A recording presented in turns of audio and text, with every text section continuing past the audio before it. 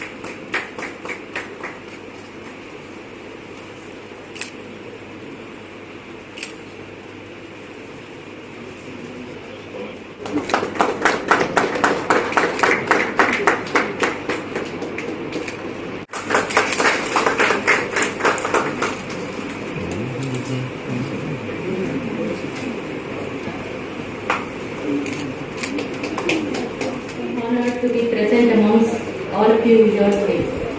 NCD, especially diabetes, hypertension and cancer, has been taking a greater toll in diseases list in present days, and also in terms of morbidity, disability, death, and even in terms of out-of-pocket expenditure.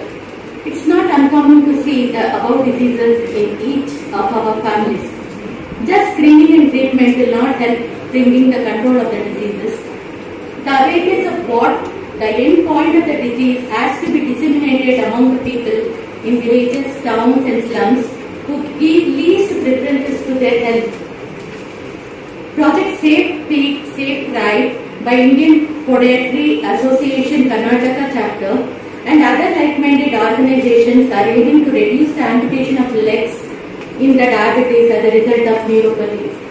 Food is taken for granted without paying much attention, though it caters a load of functions in our day-to-day activities.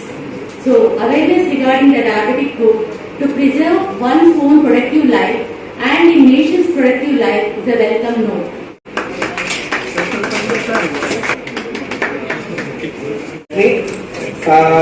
Yes, we will also require Mr. Ashok. We will call you.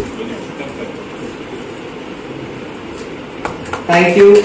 We definitely require. Hi, my name is Dr. Sanjay Sharma, a podiatric surgeon, Secretary of Indian Podiatric Association and founder of Food Secure. Today, we all know about diabetes. There are about 70 million diabetics in India. But the awareness about diabetic foot, which is a complication of diabetes, is unknown.